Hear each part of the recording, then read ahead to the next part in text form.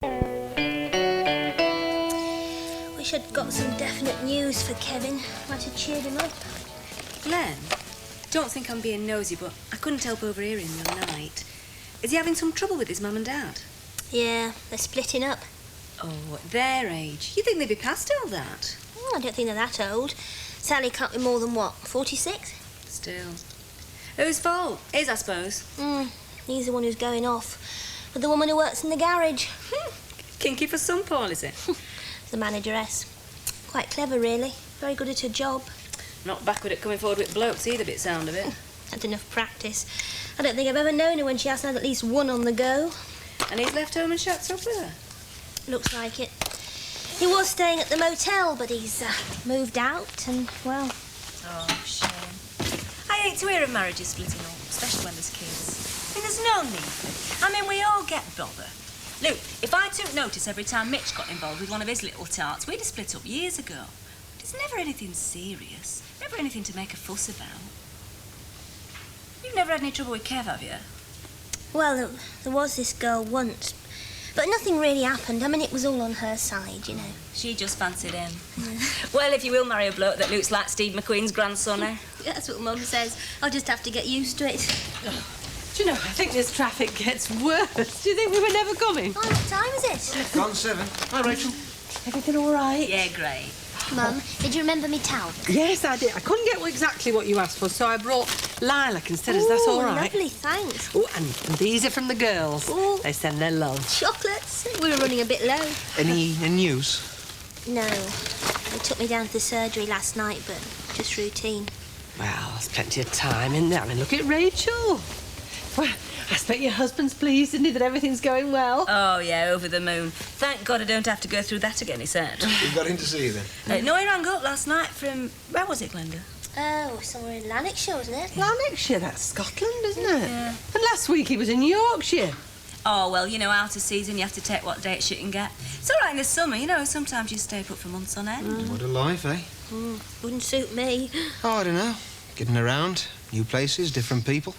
At least you don't get bored. Monstrous. No, you're letting your emotion lead you into excess. All right, then. Outrageous. Surely that fits the crime. It's still too insulting. Well, will you accept, inconsiderate? Settle for disturbing if you must be strident.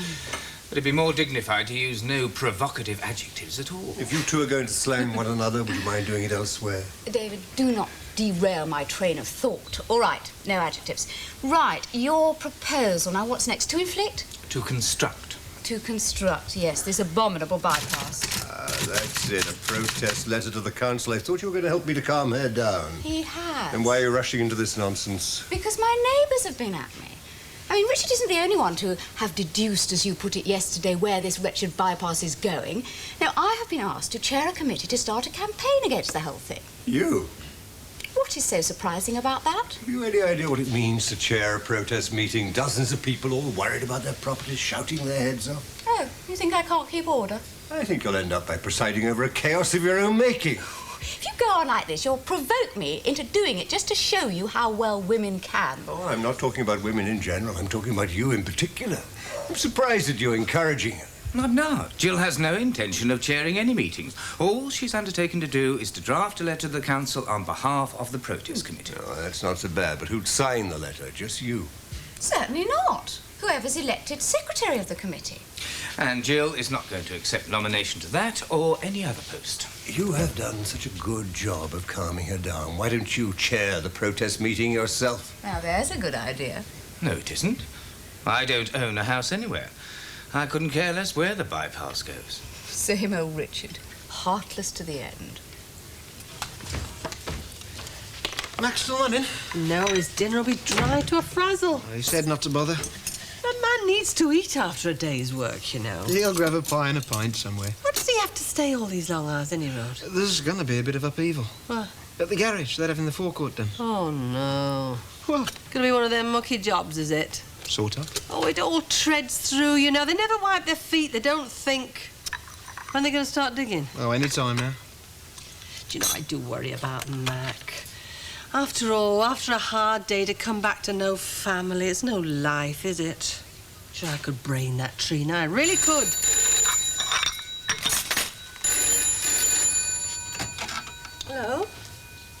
Yes, it is. Oh, hello. Yes, he's just here. It's your sister from Canada. Oh. Hello, how are you? Yeah, we're fine. Oh, she's been on to you, has she? I don't see the point. There's nothing you can do. Listen, Joyce, it's not as simple as that. If it was, I'd have done something. Of course I'm concerned, but it's not some simple little tiff that's going to blow over. I'm afraid it's serious. If you want to spend the money flying over, I can't stop you. But I tell you now, it'd be wasting your time. No, the only thing for us to do is just leave them to sort it out themselves. Yeah. Yes, of course I'll keep you in touch. All right then, love. Ta-da. Joyce, had Mum on the phone in tears. Oh, poor love. Just don't see the point. She needed to talk, Kevin. To Canada? She's got Aunt Marian staying with her. She'll listen till the cows come home. But she's had to load it all onto Joyce. Now she's worried out of her mind, talking about coming over. Well, that'd be good of her. What for? Even if we all go round there and hold her hand, it won't make a blind bit of difference. Times like these, families should find comfort. Finally, the committee would appreciate it if the council sent representatives to its meeting, the date of which will be notified in due course, so that the concern of the householders could be clearly understood. There, what do you think of that? Oh, that's moderate enough. Yes, well, as a protest, it sounds more like a whimper to me, but still. I thought you'd shuffled the roster again, taken the day off. Only off lunch duty. Would you be wanting your usual table tonight? Mm-hmm. 9 o'clock. For two? Yes. Would you care to order now? Later, with my wife. Jill, will you be dining here this evening? No. Mr. Lord? Yes, I'll order at the table. Look, why are you darting around asking everyone if they want tables for dinner so early in the evening? It seems to have been a day for early birds, hasn't it? I mean, this morning, for instance, I got up at dawn, telephoned you about our meeting at the town hall, only to find that you did not wish to keep the appointment. We didn't have a firm appointment. No matter how early I got up, it seems Mr. Lord got up even earlier. Or at least, I assume you must have in order to get from here to Jill's house and answer the telephone yourself. Do you habitually call on people at breakfast time and answer their phones for them? Do you habitually ring people up in the morning and ask them who they might be having breakfast with? I trust you're not accusing me of prying. I should like my table at 9:30, thank you.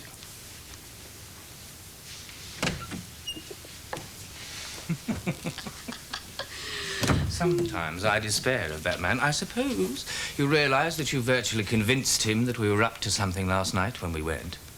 One thing my gossipy neighbours have taught me is that people believe what they want to believe, and what they want to believe is always the nastiest. Oh, never mind, Paul, let him believe what he wants. Oh, unless you're worried about what Gina might think if Paul manages to spread the gossip to her. She'd take my word against his, yours too, for that matter. But that's not going to stop Paul.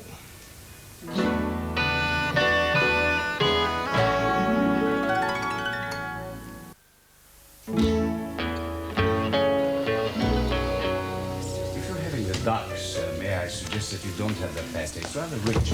May I suggest a little light soup laced with a little dry sherry to touch off the appetite? Good. 9:30 then. Thank you very much. Thank you. Oh, Jill. Oh, not now, Paul. Not unless it's important. I feel it is.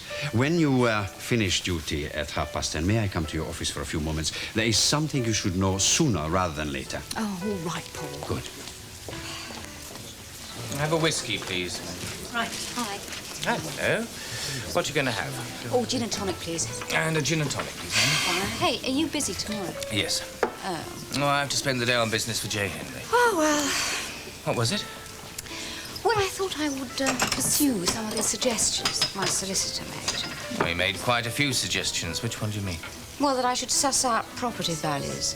Instead of just waiting until chimneys goes now, I might even consider buying before prices go sky high again. Have you got the capital? No. I mean, until the council slap a compulsory purchase order on, I can't really go to the bank and ask them for an overdraft and use that as collateral. Well, the trouble is it might take the council years to actually make its order. What about your shareholding in the motel? Can't you use that as security? Oh, no. It's blocked. I mean, according to company rules, I can't use it in any way that would, well, let an outside person foreclose on it. It's one of David's bright ideas to stop strangers moving in on us. But I voted for it myself. That's a good rule. What about J. Henry? I couldn't ask him for a loan. Why not? He has a very high regard for you. Well, all the more reason not to put the bite on him. Excuse me? Oh, thanks, Mandy. Same. Keep him in mind. Now, what are you up to? And keep David in mind, too. A woman that has to fend for herself should take every advantage. She really is an angel. Who? Joyce. Yes. So caring.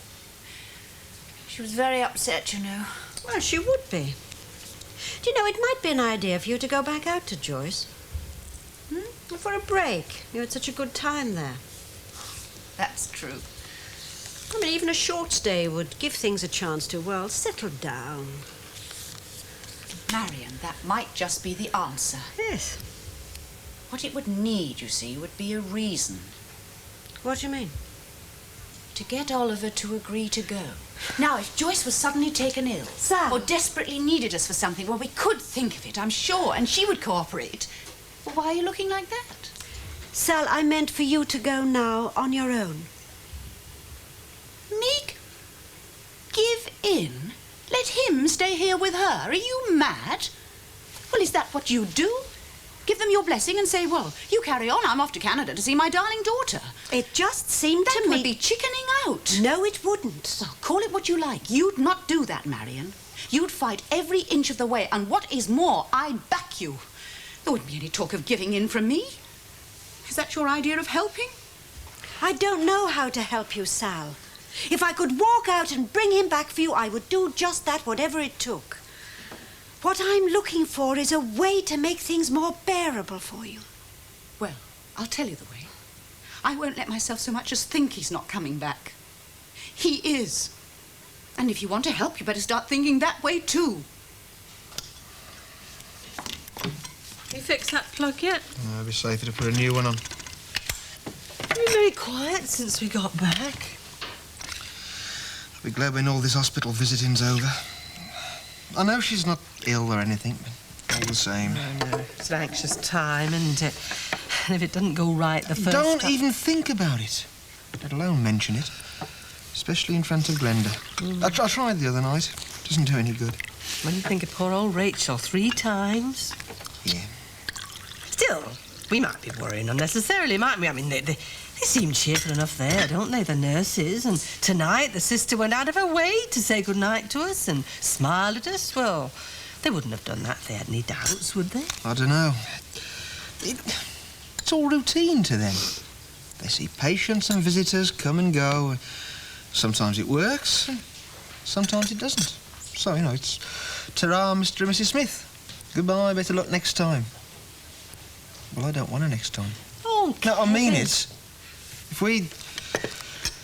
If this baby doesn't happen, well, that's it. No more. I just couldn't go through with it again. You couldn't, but what about Glenda? She's not wasting her life, the best years, by going in and out of hospitals and clinics. If that sounds selfish, well, sorry, maybe I am. Those women. Hundreds of them in there and on the waiting list. It's become an obsession with them. They can't think of anything else. Lost all sense of their own identity. I've seen them in the day room or trotting up and down the corridor with the little sample bottles. Taking the temperature every 5 minutes. Ticking off the days on the calendar. And they've all got the same look. It's pathetic. Is that really how you see them? Yeah. Yes, I'm sorry, it is. And I don't want Glenda turning out like that. I married her for love, companionship, not just to produce a kid. Oh, so in other words, you'd just as soon not have one at all? No, it's not as simple as that. That's what Mac accused me of, not wanting them. It's not true. I mean, I'd like a son or a daughter, and if this baby happens, fantastic. I'd love it. Not to the exclusion of everything else. I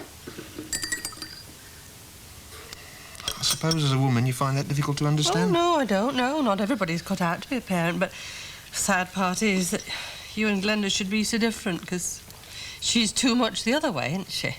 And that shows me in a pretty rotten light, doesn't it? Perhaps if she was less determined to be a mother, I might make a better father. I don't go getting jealous of this baby before it's even on the way. I'm not jealous. I just resent what it's doing. And what'll happen afterwards, whichever way it goes. You can't say I haven't got good reason. You know Glenda.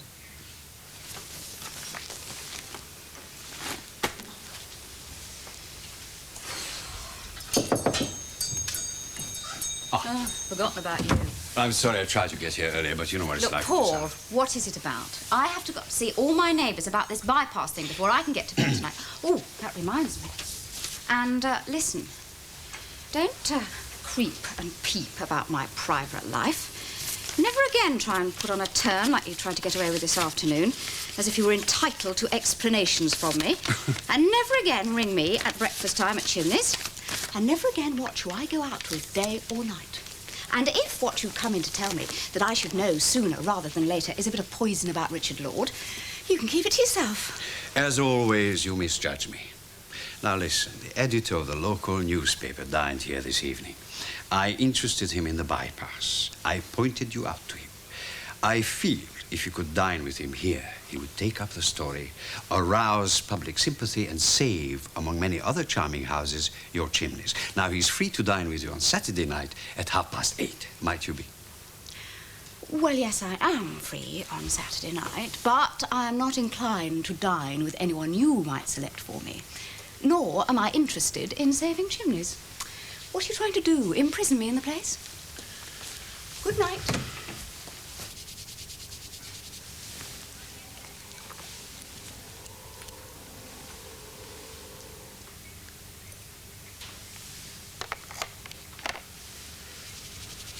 That's it, Mrs. Banks.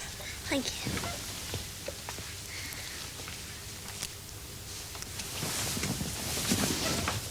Hey, Rachel, it's happened. I'm going down for my implant. Is that all? I thought place is on fire. Hey, what a time to choose, eh? Middle of the night. Much worse than you. No, it's best time for it. We found that out years ago. Hey, best of luck, Glenn. Thanks, Rachel. Oh, wait a sec. Hey, don't get out of bed. Hang on to that. What is it? It's my good luck charm. My granny gave it me years ago. They take it off you before you get into the theatre, but it'll work by then. Bit slow working, isn't it? What, you mean my third time lucky? Oh, well, expect that was meant, eh? All for the best. Thanks, Rachel. See you in the morning, Glenda.